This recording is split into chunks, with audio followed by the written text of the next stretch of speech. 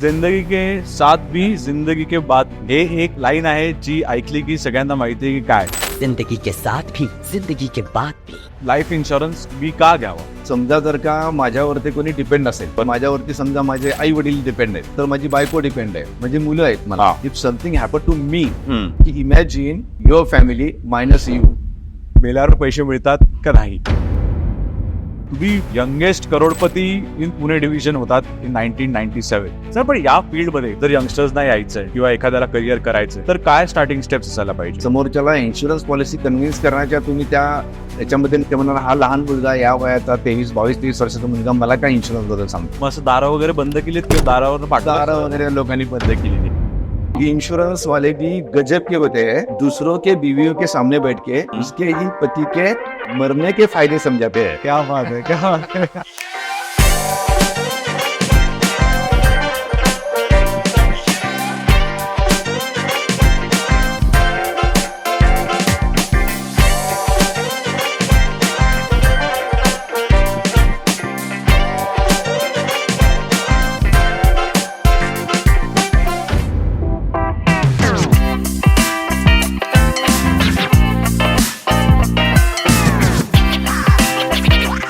तर आज आपल्या बरोबर आहेत जयंत महाबुले सर. जयंत सर हे India's leading financial and insurance adviser आहेत. तर जयंत सर थोड्या शॉर्ट नोटीसवर आल्याबद्दल धन्यवाद. पहिलं म्हणजे थँक्यू. तर काय बोलतायवर आपलं स्वागत आहे. आणि आजचा आपला स्पेशल एपिसोड आहे about life insurance, insurance in general आणि इंडियातल्या घडणाऱ्या गोष्टी and things related to insurance and things after that and मेल्यावर पैसे मिळतात का नाही या याच्यावर आपला एक टॉपिक आहे. तर वेलकम टू काय बोलताय सर. Thank you very much. नमस्कार. नमस्कार सर. आपण किर्लोस्कर मध्ये जॉबला होतात बरोबर. आणि मग 1997 ते 96 मध्ये आपण सुरुवात केली लाईफ इन्शुरन्स. तर ही एक जर्नी आमच्या ऑडियन्ससाठी सांगाल प्लीज आम्हाला कसं तुमची सुरुवात झाली. हे बघा आम्ही जेव्हा म्हणजे शाळा कॉलेजमध्ये जेव्हा होतो मी माझं बीकॉम झालेलं आहे. त्याच्यानंतर माझं MBA in insurance and finance झालेलं आहे. परंतु आपल्या पूर्वी असं होतं की आजी आजोबांना म्हणा किंवा आई वडिलांना म्हणा आपण जेव्हा कुठल्या सणवाराला पाया पडायला गेलो की ते आशीर्वाद द्यायचे की तू डॉक्टर हो, तू इंजिनियर हो, बरोबर, तू वकील हो. परंतु कोणी असा आशीर्वाद दिला नाही की तू मोठा हो आणि तू लाईफ इन्शुरन्सचा एजंट हो, LICचा एजंट हो. असा आशीर्वाद कधी कोणी देत नाही. त्यामुळे हे प्रोफेशन आहे ना खूप असं लांब राहिलेलं प्रोफेशन आहे. बरोबर. ऍक्सेप्टन्स पण मार्केटमध्ये फार काही नसतं. त्यामुळे मी किर्लोस्कर मध्ये जेव्हा काम करत होतो त्यावेळेस एक ऍडिशनल इन्कम म्हणून मी या व्यवसायामध्ये आलो. माझेच एक LICचे डेव्हलपमेंट ऑफिसर आहेत. त्यांनी मला त्याच्यामध्ये मदत केली आहे. त्यांनी शिकवलं घडवलं मला. त्यांचं नाव आहे मिलिंद माने. त्यांच्याबद्दल म्हणून सांगेन मी भरपूर तुम्हाला. तर त्यांनी आणला आणि मग तिथून माझ्या ऍक्च्युली ऍडिशनल या प्रोफेशनला सुरुवात झाली. ओके. एवढा अवघड नसतं इन्शुरन्सचं काम करणं. कारण पूर्वीच्या काळी म्हणजे 60 मध्ये किंवा 70 मध्ये मराठीमध्ये एक म्हण होती की विमा एजंट जेव्हा लोकांच्या घरी जायचा आणि म्हणायचा विमा उतरा तर लोक त्याला म्हणायचे की तुम्ही जिना उतरा. अशी परिस्थिती होती. आधी त्यात काही फार मोठा बदल झालेला नाहीये. बरोबर. आधी इन्शुरन्स मध्ये मोठे मोठे आपल्या व्हॉट्सअपवरती इकडे तिकडे जोक्स येतात इन्शुरन्स. त्यातला मी एखादा जोक असा म्हणून घ्यायला हरकत नाही. तो बिंदास बराच जोक बऱ्याच ठिकाणी असा तो व्हायरल झालेला आहे. इन्शुरन्स वाले की गजब के होते हैं. दूसरों के बीवियों के सामने बैठ के उसके ही पति के मरने के फायदे समझाते हैं. क्या बात है, क्या बात है. पण ऍक्च्युली रियालिटी असं नसते. खरं तर इन्शुरन्स वाला जातो तो त्या घरातल्या विधे काही दुर्दैवानी काय होऊ नये बरोबर म्हणून पण जातो आणि काहीही झालं नाही. आयुष्य पुढे लांब असतं तेव्हा फ्युचरमध्ये मिळणारे पैसे पण मिळावेत. बरोबर. म्हणून दोन्ही गोष्टी सांगण्यासाठी तो जात असतो. त्यात त्याचा फायदा थोडा असतो परंतु समोरच्या पॉलिसी होल्डरचा जास्ती फायदा असतो. बरोबर. माझा इन्शुरन्स एजंट हा सगळ्यांच्या दारोदारी दिवसभर फिरत असतो. मला माहिती आहे की दूधवाला घरी येतो परंतु तुम्हाला जर का काही लिकर घ्यायचं असेल तर शॉपमध्ये लोक जाऊन घेतात. बरोबर. ते घरी येत नाही. बरोबर. तसंच इन्शुरन्स वाला घरी येतो. चांगल्या गोष्टी ह्या घरात जाऊनच द्याव्या लागतात. अच्छा. त्यातला एक इन्शुरन्स एक भाग आहे. सर पण मला तुम्ही एक प्रश्न होता मला की लाईफ इन्शुरन्स मी का घ्यावा. लाईफ इन्शुरन्स का घ्यावा. समजा जर का माझ्यावरती कोणी डिपेंड असेल तर त्यांनी लाईफ इन्शुरन्स घेतला पाहिजे.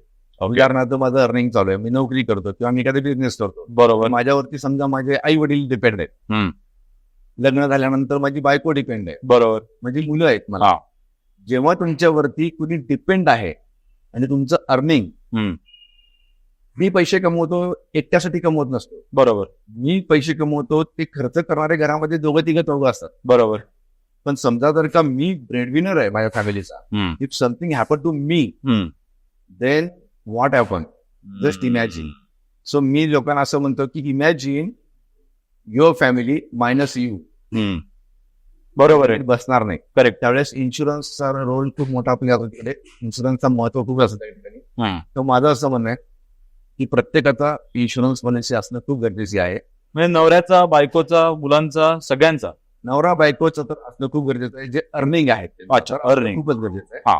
हाऊसवाईफ आहेत त्यांचा इन्शुरन्स पॉलिसी असा LIC घेते, बऱ्याच कंपन्या पण देतात. ओके. त्यामुळे इन्शुरन्स कुणाला, मुलांच्या नॉर्मली पॉलिसी असतात की ते असं माझं कोणतंच इंटेन्शन नसतं की मुलांची इन्शुरन्स पॉलिसी ही त्यांना काहीतरी व्हावं आणि पैसे मिळावं असं नसतं. बरोबर. एज्युकेशन प्लॅन असतात त्यामध्ये. ओके.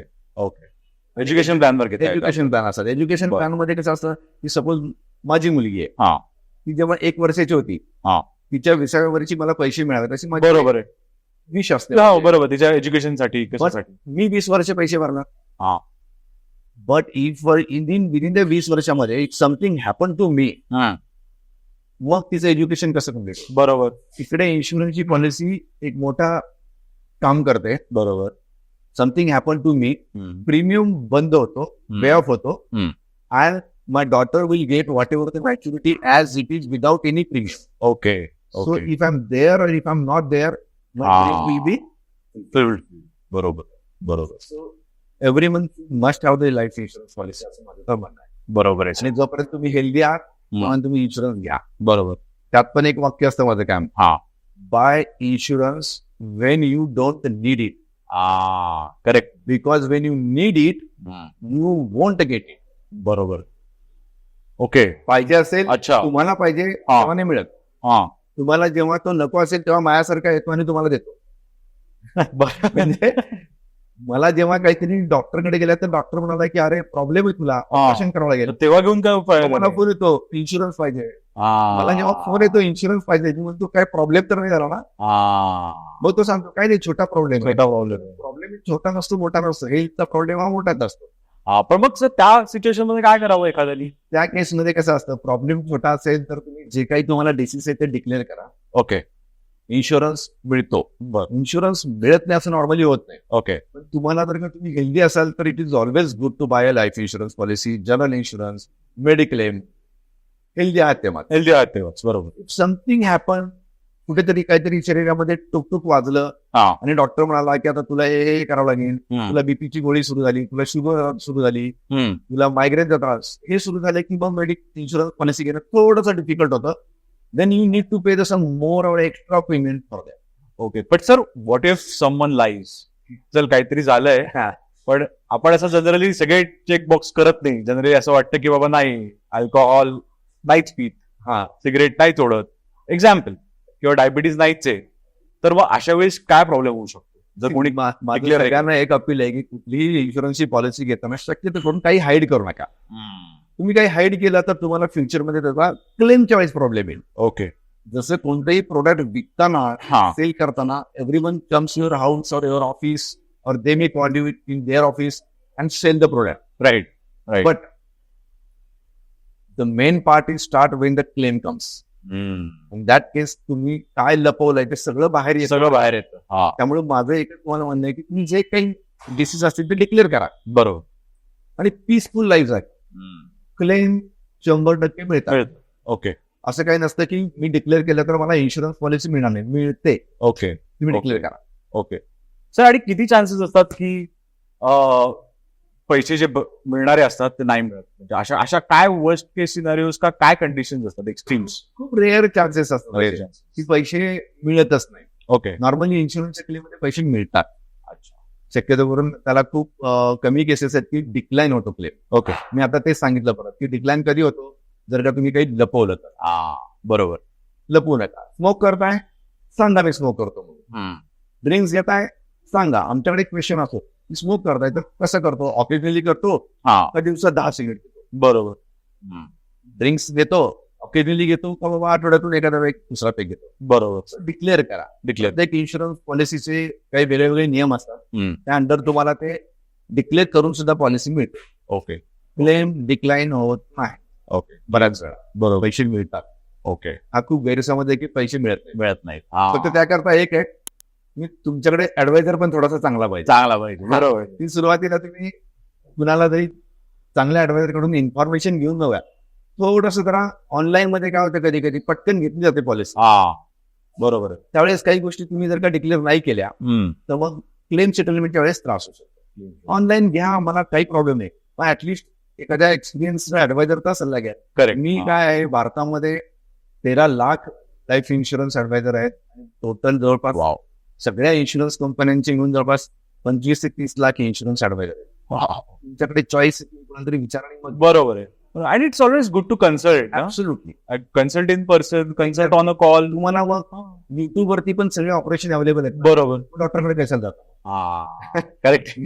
पोटात दुखतं, खूप जास्त दुखायला लागलं तर तुम्ही डॉक्टरकडे जाता. बरोबर. बरोबर. माझं सजेशन आहे की take advice of professional insurance और फायनान्शियल ऍडवाइजर. अच्छा. ओके. ओके. सर, पण या फील्डमध्ये जर यंगस्टर्सना यायचंय किंवा एखाद्याला करिअर करायचंय तर काय स्टार्टिंग स्टेप्स असायला पाहिजेत?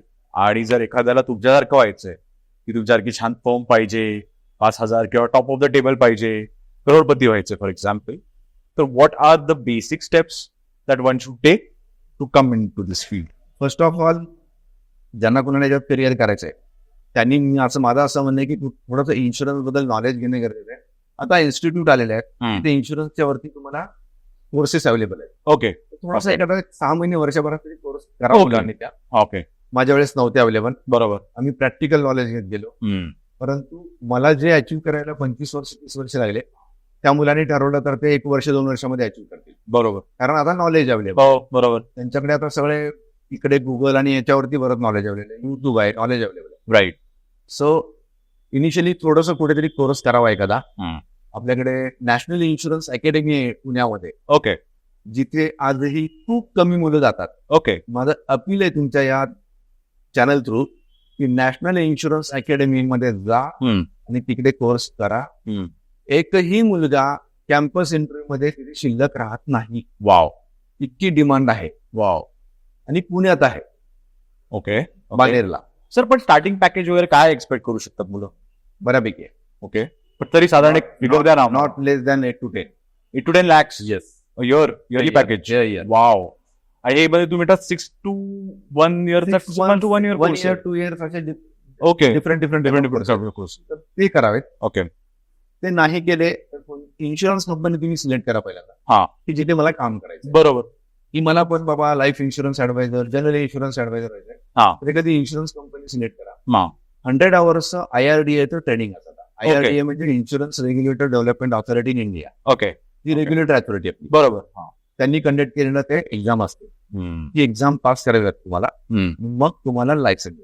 ओके. तुम्ही भारतामध्ये असणाऱ्या जवळपास आता जेवढ्या इन्शुरन्स कंपन्या आहेत, कुठल्या इन्शुरन्स कंपनीचं काम करायचं ते तुम्ही ठरवा. अच्छा. LIC ला जॉईन करायचं, DC ला जायचं, ICICI करायचं. बरोबर. See your choice. करेक्ट. ती एक्झाम झाल्यानंतर तुम्हाला इन्शुरन्स कंपनी पण ट्रेनिंग देते. ओके. बरोबर. की कुणाकडे जायचं, काय सांगायचं, प्रोडक्ट नॉलेज काय आहे, बरोबर. हे सगळं तुम्हाला इन्शुरन्स कंपनीमधून मिळतं. अच्छा. रिजेक्शन मिळणार, फ्रस्ट्रेशन मिळणार, बरोबर. हे बाउंड टू कम. त्याच्यातून बाहेर नाही पडायचं. तुमची पॅशन, डेडिकेशन आणि हार्डवर्क, ऍब्सोल्यूट, 3 गोष्टी जर का इन्शुरन्स ऍडवायझरनी बंद करून ठेवणार होती तर तुम्हाला कोणी हरू शकत. अमेझिंग. आणि मग स्काय इज द लिमिट. मग तुम्ही अमेरिकेत जायची इच्छा असेल तर तिकडे जा. बरोबर. तुम्हाला लंडनमध्ये असेल तर लंडनमध्ये जा. तुम्ही इंडियात कुठेही फिरा, विमान घ्या, मर्सिडीज घ्या, काय हवं ते घ्या, पण आहे पॅशन, हार्डवर्क आणि डेडिकेशन ऍब्सोल्यूट गोष्टी तुमच्याकडे पाहिजे. ऍब्सोल्यूट. पण सर, हे तर झालं जॉबमध्ये. पण एखाद्याला इंडिव्हिज्युअल जर सेल करतोय फॉर एक्झाम्पल, तर काय आणि कसे पे कट्स असतात आणि कसं एखादं कमवतो? म्हणजे किती साधारण सपोज 1,000 रुपयाची विकली, 50,000ची, लाखा रुपयाची, तर एखादा जो विकतोय किंवा जो सेल करतोय त्याला कसे डिव्हिडंड, कसं पैसे मिळतात त्याचे? साधारणतः कुठल्याही इन्शुरन्स प्रोडक्ट मध्ये जेव्हा तुम्ही फर्स्ट इयर पॉलिसी पहिल्यांदा पॉलिसी काढताय, हा. नवीन पॉलिसी म्हणतो. हा. समजा आता तुझी पॉलिसी एखादी मी सुरू केली, तू म्हणाला की बाबा माझ्याकडे आता एक 20,000 रुपये माझ्याकडे आहेत, हा. 20,000 रुपये वर्षाचा हप्ता देऊ शकतो. बरोबर. ते 20,000 रुपये जर का तू मला दिलेस तर आमच्याकडे पण वेगवेगळे प्रोडक्ट असतात. बर. त्याच्यात तू कोणतं घेणार त्याच्यावरती ते आमचं इन्शुरन्स एजंटला कमिशन मिळतं, ओके. इन्शुरन्स कंपनीकडून मिळतं. हा. मग त्यात 10% पण असतं, 12 असतं, 15 असतं, 20 असतं. Okay. But what is that depended on? प्रीमियमवर. प्रीमियम. 20,000 रुपये दिले समजा, आणि तू हा. म्हणाला की बाबा मला आता एक लाईफ इन्शुरन्सची पॉलिसी द्या जयंत, हा. जी माझी 20 वर्ष चालेल. बरोबर. मी तुम्हाला 15 वर्ष त्याच्यावरती प्रीमियम देईन, हा. हप्ता देईन. बरं, हा. हा. सो मला त्या पॉलिसीवरती सांगाल तर 12 to 15% कमिशन मिळतं फर्स्ट इयरला, ओके. 20,000 वरती. बरोबर. आणि त्याच्यानंतर मग मी तुला सर्व्हिसिंग देत राहणार, बरोबर. मी तुझा प्रीमियम कलेक्ट करणार, बरोबर. तुला रिमाइंडर देणार. Correct. त्याबरोबर ती पॉलिसी लॅप्स होईल. हो. मग तिकडे आम्हाला साधारणतः 2% to 2.5%, 3% असं मिळत. Continue Continuous. ओके. पुढे. ओके. हा. It's a good profession. Very good profession. नाही, आता मी विचार करतोय की हा पण या प्रोफेशन मध्ये पण एंटर करावं. सर, जसं आपण बोलत होतो की AI वगैरे आपण आजकाल ऐकतोय, आर्टिफिशियल इंटेलिजन्स, ऑटोमेशन्स, हे सगळं आता इम्पॅक्टिंग आहे आणि हे कमिंग अप आहे. तर याचा हा ट्रेंड कसा बदलला आहे ओव्हर द इयर्स? पूर्वी मॅन्युअल होतं आणि आता डिजिटल आहे सगळं. तर काय चेंजेस झालेले आहेत आणि काय त्याचं फ्युचर तुम्हाला वाटतंय? पूर्वी डॉक्युमेंट्स असे बरोबर. फॉर्मवरती सह्या करा, पेपरवरती सह्या करा. मग मला जे काय लागेल म्हणायची, सर मला याची झेरॉक्स हवी, मला त्याची झेरॉक्स हवी आहे, सगळं चेक पाहिजे मला. तर हे सगळं पेपर घेऊन मग आम्ही ऑफिसमध्ये जाणार, बरोबर. पिक करणार. So there are lot of documentation work. Right. Right. टेक्नॉलॉजीने काय केलं, आता तुमच्याकडून आम्ही काहीही पेपर घेत नाही, स्कॅन डॉक्युमेंट घेणार, व्हॉट्सअपवरती पाठवा म्हणून सांगतो. तर एक आनंदा म्हणून ऍप एक डेव्हलप केलेलं आहे LIC ने. ओके. त्याच्यावर तुम्हाला ई पॉलिसी मिळते. ओके. ती पॉलिसी तुम्ही कशी नंतर पुढे फ्युचरमध्ये तुम्हाला हवी तेव्हा ती तुम्ही ओपन करून बघू शकता. बरोबर. डॉक्युमेंट हरवण्याचे चान्सेस जे होते ते आता संपले. ओके. लोन हवाय पॉलिसीवर, जी ई पॉलिसी तुम्हाला तसंच प्रोसेस होऊन तुम्हाला लोन पण मिळतं. बरोबर. So they are so many things की ज्या इझी झाल्या. कशामुळे? टेक्नॉलॉजीमुळे. याचा बेनिफिट क्लेम सेटलमेंटला पण होणार. ओके. AI हा. एक खूप ऍडव्हान्स आहे आता. मुलं AI ची मुलं आता इंजिनिअरिंग करून AI ची मुलं माझ्याही काही ओळखीचे AI इंजिनिअरिंग मध्ये आहेत. त्यांना मी सांगत असतो की आम्हाला तुमची मदत लागणार आहे. बरोबर आहे. बरोबर आहे. सो या सगळ्या गोष्टींचा definitely not only life insurance, financial सेक्टरमध्ये फायदा होणार याचा. बरोबर. सो बरोबर. मी स्वतः कायम वेलकम करतो या सगळ्या टेक्नॉलॉजीला. ओके. ओके. लोकांनी वेगवेगळे ऍप आहेत, डाउनलोड केली पाहिजेत आणि सांभाळून केलं पाहिजे. फक्त काही फेक ऍप असतात, त्याची काळजी घेतली पाहिजे. ओके. ओके. सर, पण फेक ऍप वरनं मला तुम्ही खूप छान टॉपिक काढला की आजकाल स्कॅम पण होतात. तर तुम्हाला कधी कधी फोन येतात किंवा तुमच्या क्लायंटना आलेत का काय, ते जरा सांगाल आम्हाला. खूप स्कॅम चालू आहे. ओके. का बरं माहिती का? जनताच एवढी आपल्याकडे, त्यामुळे स्कॅम होतात, लोक फसतात. पैसे जेव्हा जातात तेव्हा कळतं की अरे आपले पैसे गेले. बरोबर. त्यांची बिचाऱ्यांची काही चूक नसते, कारण समोरून इतकं पॉलिश तुम्हाला ते फोन येतात. करेक्ट. की तुम्हालाच कळत नाही की हा खरा आहे की हा खोटा. बरोबर. बरोबर. तरी बरेच अवेअरनेस आता आलेला आहे. वेगवेगळ्या फंक्शन, वेगवेगळ्या प्रोग्राम मधून त्याच्यावरती काही ना काहीतरी चालू असतात. पण तरीही चिटिंग करणारे पण त्यांना माहित असतात की याच्यात आपल्याला आणखीन काय करावं लागेल. तेही AI चा वापर करतात. ओके. म्हणजे कसा आवाज वगैरे, माझ्याच वडिलांना माझ्या आवाजाचा फोन जातो आणि मीच माझ्या वडिलांना सांगतो की बाबा मी अडचणीत आहे, मला पैसे पाठवा, मी तुम्हाला एक लिंक पाठवतो. लोक फसतात. ओके. त्याचबरोबर मला सुद्धा फोन येतात की मी तुमची अशी एका XYZ इन्शुरन्स कंपनीची पॉलिसी होती जी तुमची बंद पडली आहे आणि आता ती सुरू करायची असेल तर तुम्हाला आम्ही काही लिंक पाठवतो, त्यावर तुम्ही ते पैसे. बरोबर. बरोबर. मित्रांनो, माझा सगळ्यांना एक अपील आहे की अशा कुठल्याही फेक कॉल मधून पासून तुम्ही दूर राहा. कन्फर्म करा, मग कुठलेही ट्रान्झॅक्शन करा. कुठल्याही लिंक ओपन करणं, कुठल्याही अननोन वेबसाईट ओपन करणं, करेक्ट, थोड्याशा अवॉइड करून फायनान्शियल ट्रान्झॅक्शन करू नका. बरोबर. बरोबर. आपल्याला गव्हर्नमेंट, पोलीस डिपार्टमेंट मदत करतं, परंतु शेवटी पैसे गेलेले पैसे आणणं मुश्किल आहे. बरोबर आहे. मलाही फोन येतात, तर समजा अननोन लोकांना आला तर ते थोडंसं सांभाळून कन्फर्म करा. काही बाय करायचं असेल तर there are so many people in the market, they are very junior work. Correct. They are very junior people. ना विचारा, फोन करा, कन्फर्म करा. बरोबर. ओके. सर जिंदगी के साथ भी जिंदगी के बाद भी, हे एक लाईन आहे जी ऐकली की सगळ्यांना माहिती आहे की काय. ठीक आहे. तर आता एक प्रश्न असा आहे की life insurance, mutual funds, mediclaim, medical insurance का काय, कारण का काय आजकाल ट्रेंडिंग म्युच्युअल फंड्स खूप आहे किंवा इन्व्हेस्टमेंट वगैरे आजकाल खूप यंगस्टर्स करत आहेत. पण तसा कल या लाईफ इन्शुरन्सकडे किंवा मेडिक्लेमकडे काय आहे, काय तुम्ही हे कसं प्रायोरिटाईज करतात आणि कसं बघतात या गोष्टी? ती काय झालं, म्युच्युअल फंड्स आता शेअर मार्केटात आपला इंडियन शेअर बाजार इतका जोरात वरती चालू एक्झॅक्टली. की त्याच्यामुळे ऑटोमॅटिकली म्युच्युअल फंड हे त्याच्या रिलेटेडच प्रोडक्ट आहे. बरोबर. इक्विटीचे रिटर्न्स हे कधी हायर साईडला आहेत. म्हणतात ना, इश्क आहे तो रिस्क आहे, रिस्क आहे तो इश्क आहे, दोन्ही गोष्टी आहेत. इन्व्हेस्टमेंटमध्ये पण रिस्क घेतली तर रिटर्न्स आहेत. तर ती रिस्क घेण्याची आता लोकांची, मुलांची तयारी येत आहे. त्याच्यामुळे म्युच्युअल फंडकडे चांगला सध्या लोकांचा कल आहे. People are ready to invest, people are ready to take the risk. बरोबर. Not only young generation, middle age group, even the senior citizen, okay, ते सुद्धा त्याच्यामध्ये आता त्यांचे पैसे एफडी मोडून टाकायला तयार आहे. ओके. सो माझं सगळ्यांना एक म्हणणं आहे की नो डाऊट करा तुम्ही, चांगली गोष्ट आहे. फक्त सगळंच त्याच्यामध्ये ठेवायचं का, तर असं करू नका. बरोबर. पीपीएफ वाईट आहे का, मग पब्लिक प्रॉव्हिडंट फंड वाईट आहे का, जे गव्हर्नमेंटचं आहे चांगलं आहे. चांगलं आहे. एफडी वाईट आहे का, चांगली आहे. पोस्ट ऑफिस मधली इन्व्हेस्टमेंट वाईट आहे का, चांगली आहे. लाईफ इन्शुरन्स, LIC ऑफ इंडियाची पॉलिसी चांगली आहे का, चांगली आहे. तर थोडंसं तुम्ही बॅलन्स करा. तुम्हाला जी काय अमाऊंट इन्व्हेस्ट करायची, तुम्ही ॲडवायझरला सांगा की बाबा महिन्याला मला 10,000 रुपये इन्व्हेस्ट करायचे, तर कुठे कुठे करू. बरोबर. ॲडवायझर तुम्हाला सांगेल त्यातले 2,000 रुपये इथे कर, 2,000 इथे कर, 5,000 इथे कर. तर थोडंसं ते बायफर्केट करा. म्हणून माझं एकच म्हणणं आता असं असेल की म्युच्युअल फंड सही है पेक्षा म्युच्युअल फंड बी सही. ही सही आहे. करेक्ट. हे थोडंसं जरा आता यंग जनरेशनला मी तुमच्या माध्यमातून सांगायचं की म्युच्युअल फंड बी सही आहे. ती गोष्टी पण खूप चांगल्या आहेत. बरोबर. म्हणजे दुर्दैवाने मार्केट कोलॅप्स झालं तर आपलेच पैसे कमी झालेले आपल्याला दिसतील. करायचं, मीही करतो, तुम्ही करा. बरोबर. तर बॅलन्सिंग करा, दोन्ही तिन्हीकडे पैसे, सगळीकडे पैसे ठेवा. कधी जमलं 4 पैसे जास्त आले, थोडंसं सोनं घेऊन ठेवायचं तर ठेवा.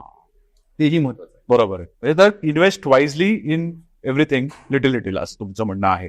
इंडियामध्ये कार इन्शुरन्स हा एक कंपल्शन आहे. ठीक आहे, पहिले घ्यावाच लागतो. पण लाईफ इन्शुरन्स हे कंपल्शन का नाहीये आणि लोकांना याची जाणीव एवढी का नाही? कधीच नव्हती. ओके. पण नाही आहे, आजही कमी आहे. पूर्वी तर लोक लाईफ इन्शुरन्सचा एजंट जरी आला तरी त्याला ते एंटरटेन करत होते, कारण लोकांना ऍक्सेप्टन्स नव्हता की मला काहीतरी झालं तर, अरे मला काहीतरी होणारच नाहीये, असंच लोकांचं कन्सेप्ट, मला काही होणार नाहीये. बरोबर. आणि मग इन्शुरन्स एजंट घरी येऊन म्हणायचा की तुला काही झालं तर, हे फॅमिलीमध्ये कोणाला ऍक्सेप्टन्स. परंतु ती काळाची गरज आहे.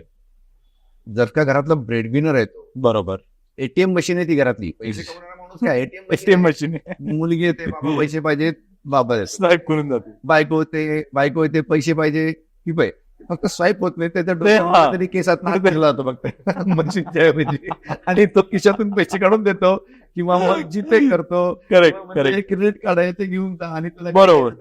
बरोबर. ही एटीएम मशीन आहे, ती एटीएम मशीन इन्शुअर केली पाहिजे मग आपण. हो, बरोबर आहे. तर गाडीचा इन्शुरन्स ही तुम्हाला आरटीओ कंपल्सरी करते, म्हणून गाडीचा इन्शुरन्स लोक करतात. करेक्ट. माझं असं म्हणणं आहे की हे कंपल्सरी तुम्हाला करायची गरज नाहीये, ही तुमची नीड आहे. त्यामुळे ती नीड्स तुम्ही कम्प्लीट करा. बरोबर. नीड आणि वॉन्ट्स मध्ये जे फरक आहे, नीड आहे. तर हे हा एक प्रोडक्ट आहे, नीड बेस्ड प्रोडक्ट आहे. माझ्या मते लोकांनी प्रत्येकाने टर्म इन्शुरन्स तरी घेऊन ठेवला पाहिजे, बरोबर, जो खूप कमी अमाऊंट मध्ये, कमी पैशामध्ये तुम्हाला मिळतो. पण टर्म आणि लाईफ इन्शुरन्स हा सिमिलर, वेगळे असतात. हे लाईफ इन्शुरन्सच प्रोडक्ट आहे. टर्म इन्शुरन्स म्हणजे ज्याच्यामध्ये आपले एक स्लोगन आहे एका कंपनीची, fill it, shut it and forget it. Okay. ही स्लोगन आहे. ओके, बरोबर. Shut it and forget it, shut it and forget it. तसंच टर्म इन्शुरन्स असतं. भरा आता पैसे आणि तुमचं लाईफ जगा. दुर्दैवाने तुम्हाला काही झालं तर इन्शुरन्स कंपनी तुमच्या घरामध्ये पैसे आणून देईल. ओके. काही नाही झालं तर तुमचे पैसे फोरफिट होतात. ओके. काही कंपन्या येतात त्यामुळे की आम्ही तुमचे पैसे फोरफिट देणार नाही, जेवढे भरले तेवढे तुम्हाला परत देतो आम्ही. So win win situation. बरोबर.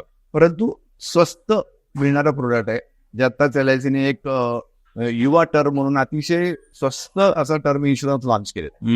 ओके. तर तो म्हणजे टर्म. एन्डॉमेंट पॉलिसी म्हणून असते, जे लाईफ इन्शुरन्समध्ये एकदम फेमस प्लॅन्स आहेत, बरोबर.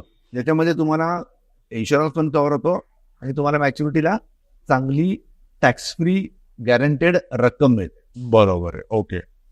तो एन्डॉमेंट ते हे इन्शुरन्स आहे, हा. हे इन्शुरन्स आहे, ओके. परंतु प्रोडक्ट वेगळे. सर आणि मेडिक्लेमचं काय कसं असतं? मेडिकल इन्शुरन्स करायला काय आहे की जर मेडिक्लेम इन्शुरन्स हा मी तर म्हणेन इथे आजूबाजूला माझ्या अगदी कोण आहेत त्यांनी पण तो केला पाहिजे. हा. म्हणजे तू पण केला पाहिजे, माझा तर आहेच आहे. हा. तो म्हणजे असं आहे की कधीही कुणाला केव्हाही काही होऊ शकतं. बरोबर आहे. आणि हॉस्पिटलमध्ये जाण्याची वेळ येते. आणि हॉस्पिटल एक अशी जागा आहे की जिथे कोणती निगोशिएशन चालत नाही. खरंय. तिकडे कोणी डिस्काउंट मागत आता डिस्काउंट नाही बघत. काय डॉक्टर 1,00,000 रुपयाच्या ऐवजी घ्या ना, पण 75,000 रुपये प्लीज प्लीज प्लीज, असं कोणीच कधीच झालं नाही. तर मग तिथे निगोशिएशन चालत नाही. तर तिथे तुम्हाला पैसे द्यावेच लागतात. मग ते खिशातून देण्याच्या ऐवजी तुम्ही मेडिक्लेम पॉलिसीच्या थ्रू पैसे द्या. बरोबर.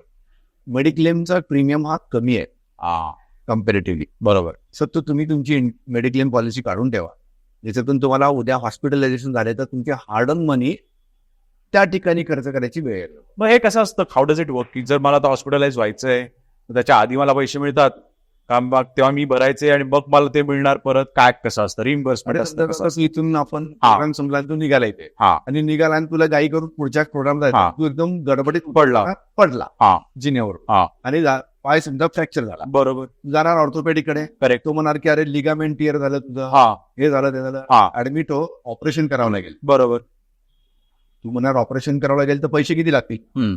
डॉक्टर सांगेल तुला व्हॉट एव्हर अमाऊंट, 1,00,000, 1,50,000, 2,00,000 जे काही तू बरोबर. त्या हॉस्पिटलला राहशील, तू कोणत्या रूम मध्ये राहशील, बरोबर. त्याप्रमाणे तुला ते पैसे लागतील. हो. तू जर का सांगितलं की माझी मेडिक्लेमची पॉलिसी आहे, तर ते म्हणाल की फाईन, आता तुम्हाला ऑप्शन 2, मग मी तुझा ऍडवायझर आहे, मग तुम्हाला फोन करणार की असं असं झालेलं ऍक्सिडेंट झाला आणि मला क्लेम करायचं. बरोबर. सो तिथे कॅशलेस होऊन एक प्रकार असतो. हा. कॅशलेस. कुठलीही पैसे तू भरायची गरज नाही. ओके. हॉस्पिटलला आणि मेडिक्लेम कंपनी ओके. दोघं एकमेकांना कॉल करून ओके. ही पॉलिसी तिकडे अपलोड करतात. बर. कशासाठी ऍडमिट होतं हे कळतं त्यांना, आणि इन्शुरन्स कंपनी त्या हॉस्पिटलमध्ये जे काही इस्टिमेटेड कॉस्ट आहे डिपॉझिट करते अकाउंट. बरोबर. आणि तू पीस ऑफ माइंड आरामात तिकडे राहा, ऍडमिट होऊ शकतो, थांब, ऑपरेशन होईल, डॉक्टर खुश, पेशंट खुश, हॉस्पिटल खुश, सगळे खुश. बरोबर. आणि व्यवस्थित पैसे तुम्हाला तिथे मिळतात. That is cashless. Cashless. Otherwise काही ठिकाणी कॅशलेस फॅसिलिटी नसेल तर मग तुम्हाला पैसे भरावे लागतात. तू भरणार पैसे. बरोबर. हा. नंतर तुला reimburse. Okay. Okay. Okay. Sir तुम्ही youngest crorepati in Pune division होतात इन 1997. येस. आणि तुम्ही स्टार्ट कधी केलेलं हे? 1994. 1994. सर हे हाऊ डिड यू अचीव्ह दिस? काय की फॅक्टर्स होते याच्यामध्ये? का मी हा प्रश्न विचारतोय की खूप यंगस्टर्स आहेत जे आता I don't know if they are looking at insurance as a job, as a career, पण हा गोल तुम्ही अचीव्ह केला, तो गोल तुम्ही सेट केलेला का तो झाला? And how was that feeling? हे जरासं आम्हाला सांगा. सेट केला होता असं नाही की मी जेव्हा जॉब करत होतो त्यावेळेस माझ्या ऍडिशनल इन्कम म्हणून मी इन्शुरन्स सेक्टर. बरोबर. 8 ते 4 माझी नोकरी होती. आफ्टर 4 मी काही करत नाही, त्यामुळे ऍडिशनल इन्कम साठी मी हा. इन्शुरन्सचं काम सुरू केलं. डिफिकल्ट होता, कारण एकतर खूप तुम्ही तरुण असता, समोरच्याला इन्शुरन्स पॉलिसी कन्व्हिन्स करण्याच्या तुम्ही त्या याच्यामध्ये बरोबर आहे. ते म्हणणार हा लहान मुलगा या वयाचा 23-22-23 वर्षाचा मुलगा मला काय इन्शुरन्स बद्दल सांगतो. मग असं दारा वगैरे बंद केलीत किंवा दारावर दारं वगैरे लोकांनी बंद केलेली, बापरे. प्रॉपरली दारं बंद केलेली. मग काय वाटत होतं तेव्हा मग की काय बरोबर करतोय, काय करतोय? अख्ख्या जेवढे प्रोफेशन आहेत मार्केटमध्ये, डॉक्टर, इंजिनियर, कन्सल्टंट, जेवढे प्रोफेशनल्स आहेत, हा एकमेव प्रोफेशन आहे ज्याच्यामध्ये हायएस्ट लेवल ऑफ रिजेक्शन आणि हाय लेवल ऑफ फ्रस्ट्रेशन देणार आहे. बरोबर. परंतु तुम्हाला कॉन्फिडन्स आहे की तुम्ही चुकीचं काम करत नाहीये, बरोबर. तर हे रिजेक्शन आणि फ्रस्ट्रेशन जर का तुम्ही पचवलं तर याच्यासारखं प्रोफेशन मार्केटमध्ये पण नाही. क्या बात. त्यामुळे मी जिद्द आणि चिकाटी सोडली नाही. माझ्या गुरुनी मला चांगलं शिकवलं, हे काम चुकीचं करत नाही. मी असा चिकाटीने पेटून उठून काम केलेलं आहे. प्रत्येकाच्या दारात जाऊन त्याला इन्शुरन्स बद्दल सांगायचं मी. त्यामुळे 94-95 टफ टाइम होता. म्हणजे खूपच अवघड गेलं मला 94-95. मीही त्यातून बाहेर पडायचा पण विचार केला होता, की नको हे दारोदारी Okay. फिरणं, हा असं मलाही वाटायचं. लो येतोच कारण का लाईफ असं येतो असं येतो. परंतु थोडंसं परत तुम्हाला बूस्ट कुठून तरी मिळणं गरजेचं असतं. तो बरोबर. मिळत गेला. हा. आणि 96-97 मध्ये मात्र मी ठरवलं की काहीतरी वेगळं करून दाखवायचं आपण. आणि मग मी 1,01,00,000 रुपयाचा बिझनेस 96-97 फायनान्शियल इयर मध्ये केला. आणि यंगेस्ट करोडपतीचा अवॉर्ड मला त्यावेळेस मिळाला. पण ही जर्नी तर खूपच म्हणजे असं एक्झिलरेटिंग असेल कारण मग तेव्हा एकदा ते टार्गेट अचीव्ह केलं त्यानंतर काय फिलिंग होती की आता पुढे काय करायचं की बघ आता चल आता 1 करोड कमवलं तर पुढे काय असतं याच्यामध्ये काय कारण का काय की हे एक जर्नी आपण एखादे गोल सेट करत जातो माइलस्टोन्स देत जातो स्वतःला मग हे तुम्ही मॅप कसे करायचे. एकदा तुम्ही एका प्रोफेशन मध्ये सक्सेसफुल झालात ना तुम्ही मागे वळून नाही पाहत. मग त्याच्यानंतर मी लगेच दुसरा गोल सेट केला माझा की आता नेक्स्ट स्टेप काय. तर एक $1 मिलियन राऊंड टेबल एक युएसची लाईफ इन्शुरन्स ऍडवायझर्सची असोसिएशन आहे. ओके ही जगातल्या सगळ्या लाईफ इन्शुरन्स ऍडवायझरची असोसिएशन आहे. ओके ते टार्गेट म्हणून ठेवल्यानंतर की आता हे अचीव्ह करूयात आपण. बरोबर. जानेवारी टू डिसेंबर हा 12 महिन्याचा पिरियड असतो आणि विदिन दिस पिरियड तुमचं जे काही न्यू बिझनेसचं काम होतं ते फक्त कॅल्क्युलेट केलं जातं. ओके आणि if you are qualify for that year you will eligible to attend next years annual conference which is happen in US. अच्छा ओके. सो मी ते टार्गेट ठेवलं तो गोल ठेवला आणि 1998 फायनान्शियल इयर नाही कॅलेंडर इयर मध्ये मी फर्स्ट टाइम क्वालिफाय. ओके. त्यावेळेस मला अमेरिका पण माहिती नव्हती. मला माझ्याकडे ना पासपोर्ट होता ना माझ्याकडे विजा तर मला माहित पण नव्हता की विजा काढावा लागतो अमेरिकेला जाण्याकरता. ह्या कुठल्याही गोष्टी माहित होत्या पण मी क्वालिफाय झालो. क्वालिफाय झाल्यानंतर मग मला कळालं की याच्यात हे गोष्टी असतात. बरोबर. तेव्हापासून ते आजपर्यंत now we are talking in 2024 मी आजही यावर्षी परत क्वालिफाय झालेलो आहे. So I am performing every year year by year. बरोबर. त्याच्यात त्याचे वरचे काही माइलस्टोन आहेत court of the table top of the table ते पण मी क्वालिफाय झालोय. सांगायला हरकत नाही की ते पुण्यात टिपिकल मराठी माणूस पुण्यातून उठून अमेरिकेत जाऊन MDRTच्या कॉन्फरन्स मध्ये फक्त अटेंड नाही केली तर मी तिकडे लेक्चर पण दिली. अमेझिंग सर तुम्ही जसं म्हटलं तसंच की पूर्वीच्या काही आपल्याला असं ऐकायला की कोणाची तरी मावशी आत्या वगैरे पण याच्यामध्ये असतात ते जातात इन्शुरन्स घे रे बाबा हे कर. पण तुम्ही या सेक्टरला आणि या जॉबला एवढं कूल कसं केलंय हे आमच्या ऑडियन्सला विचारायचं कारण looking at you the lifestyle you have I think it is one of the coolest jobs that I think you are pulled it off. तर how did this transition happen. Initially खूप अवघड जात होतं. सोपं नाहीये कुठलीही इन्शुरन्स प्रोडक्ट मार्केटमध्ये जाऊन लोकांना सांगणं समजून सांगणं त्यातून काहीही न देता तुम्ही त्यांच्याकडून पैसे घेता. ते फॉर एक्झाम्पल आज तुम्ही दोघं मुलं जातात आपण सगळे जातो एक मोबाईल घेतो पैसे देतो एक वस्तू हातात घेतो. बरोबर. परंतु हा इन्शुरन्स प्रकारे तुम्ही देत तर काहीच नाही. मी देतो तुम्हाला एक पॉलिसी डॉक्युमेंट. बरोबर. आणि सांगतो की तुम्हाला 20 वर्षानंतर 25 वर्षानंतर खूप पैसे मिळतील. बरोबर. इन बिटवीन काय झालं तर त्याच्यापेक्षा सुद्धा जास्त पैसे तुमच्या फॅमिलीला मिळणार आहेत. हे ऍक्च्युली इनडायरेक्ट सांगावं लागतं डायरेक्ट सांगून चालत नाही. बरोबर. हे पॉलिसी आणि उद्या तुला काहीतरी झालं तर तुझ्या घरात पैसे मिळतील. तर ते नॉमिनीलाही आवडत नाही असं सांगणं. सो मला या प्रोफेशन सुरुवातीला खूप स्ट्रगल करावं लागलं. मी डोर टू डोर काम केलं. रेफरन्सेस घेऊन मी लोकांकडे जात होतो आणि अगदी महिन्याला ₹500 महिन्याला ₹300 महिन्याला $1,000 या अमाऊंटच्या पॉलिसीज मी देत आज माझ्याकडे 5,000च्या आसपास क्लायंट बेस आहे. माझं स्वतःचं ऑफिस आहे तिथे माझ्याकडे 11 जण माझा अतिशय जुना आणि एकदम चांगला स्टॉक माझ्याकडे जे माझ्याबरोबर कित्येक वर्षापासून आहे. बरोबर. त्यामुळे इनिशियली अवघड असतं परंतु नंतर या प्रोफेशनमध्ये कुठल्याही प्रोफेशनमध्ये तुम्ही आनंदाने आणि पॅशनने काम केलात ना की ते जड जात नाही. अवघड वाटत. बरोबर. आणि एक गोष्ट मला माहित होती मला डे 1 पासून माझ्या ट्रेनरनी माझ्या गुरुनी मला सांगितलं की चुकीचं काम करत नाही ना. आपण कुठल्या फॅन्सी स्कीम बरोबर लोकांना की 3-4 महिन्यात दाम दुप्पट होतील फसवत नाही कोणाला तर मग काय घाबरायचं. 15 दिन में पैसा डबल 15 दिन में पैसा डबल 2 महिने में पैसा डबल असं काही करत नाही आपण. तो कॉन्फिडन्स जेव्हा माझ्यामध्ये बिल्ड झाला तेव्हापासून मी अगदी कॉन्फिडन्सने विश्वासाने लोकांकडे जात गेलो आणि आजही जातो. ओके. रॅपिड फायर राऊंडला आपण एक स्टार्ट करूया. टर्म इन्शुरन्स और endowment plan. Term insurance. fixed deposits or mutual fund? Mutual fund Best age to start investing in life insurance? 30 SIP or lump sum investment? SIP Most underrated financial product? PPF FD Life insurance or health insurance? Which one first? Life insurance Retirement planning, start early or catch up later? Starter Gold or real estate as an investment? Gold Gold.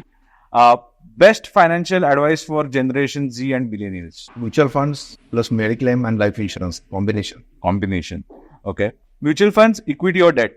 Equity Short term gains or long term wealth? Long term Insurance necessary or optional? Necessary Single premium policy or regular premium policy? Regular Pension plan or life insurance, which is more critical for retirement? Pension sir एक last प्रश्न आहे याच्यावर, आपला rapid fire संपलाय की LIC is well known in India आणि very well doing in India. तर global expansion plans काय आहेत आणि are we present outside the we are India. Already okay we have offices in US, UK, Dubai, Singapore, Japan, everywhere. Okay. Spread everywhere. Wow. Worldwide. Hmm. It's an Indian company. It is spread everywhere. And they are doing a wonderful job. Amazing amazing. एकच वाक्य आहे त्यांचं LIC योगक्षेमम वहाम्य. Okay. So it means that your welfare is our responsibility. Right. That's the only company who is a government sovereign guaranteed by central government. तुमच्या पैशाची जबाबदारी ही पूर्णपणे सेंट्रल गव्हर्नमेंटनी घेतली बरोबर. Only company right. World wide आहे.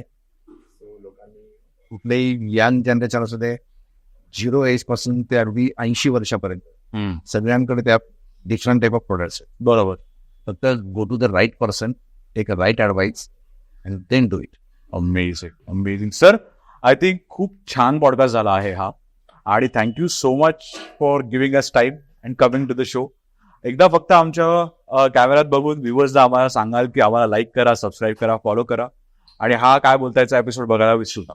Okay, thank you very much. काय बोलताय टीम? सर्वांनी हा प्रोग्राम बघितल्यानंतर तुम्हाला जे वाटतंय तुम्ही लाईक करा, सबस्क्राईब करा. तुमचे कमेंट्स जर का टाकले तर आणखी जास्त मजा येईल. आणि असा प्लॅटफॉर्म पुण्यामध्ये सुरू केलेला आहे. तर मी अपील करतो की सर्वांनी या प्लॅटफॉर्मवरती या आणि आपण जे काही करतो इथे ते सगळे या इतक्या सुंदर प्लॅटफॉर्म इथे यांनी दिलेला आहे. तर त्याच्यावरती येऊन तुम्ही तुमचं मत, तुमचे प्रोफेशन बद्दल छान छान बोला. कारण लोकांना गरज आहे की डिजिटल मार्केटिंग आहे, त्यामुळे त्याच्यामध्ये खूप इन्फॉर्मेशन तुम्ही देऊ शकता. So thank you. काय बोलताय टीम? धन्यवाद.